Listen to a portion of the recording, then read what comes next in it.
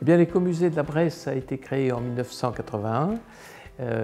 Il se situe sur ce château départemental de Pierre de Bresse, qui est comme une introduction à la visite du pays bressan.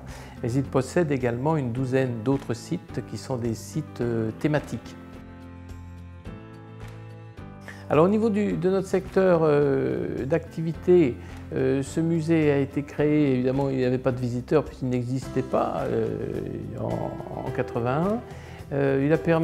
Sa création a permis de restaurer partiellement une douzaine de sites sur le territoire. Quelques-unes ne sont pas finies. Il permet également d'accueillir ici 40 000 visiteurs à Pierre de Bresse, c'est le musée le plus visité de Saône-et-Loire.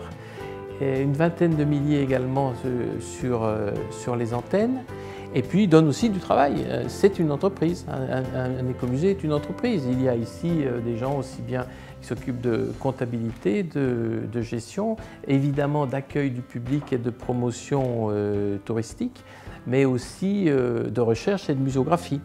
Les métiers du patrimoine y sont représentés comme conservateurs, évidemment, mais attachés de conservation, assistants ou encore agents du patrimoine, sans oublier les techniciens, documentalistes, chargés de promotion, en tout une quinzaine de personnes. Eh bien, l'écomusée de la Bresse bourguignonne est un musée de territoire, on peut dire. La définition des écomusées, c'est ça, des musées de l'espace et du temps. Les musées de l'espace parce que nous prenons comme sujet d'étude un territoire.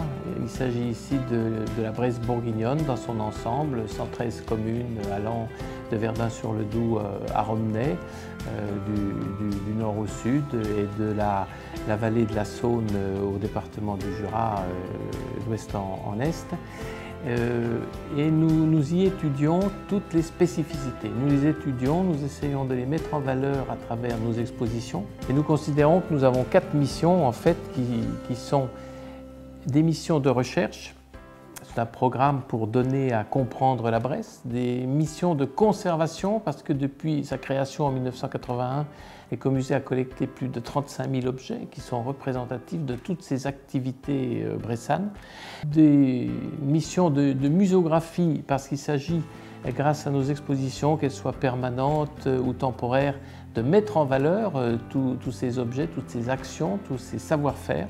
Et puis enfin une mission de promotion car en agissant ainsi et en publiant des films, des conférences, voire des livres, eh bien nous prenons notre place dans cette grande promotion de la Bresse bourguignonne.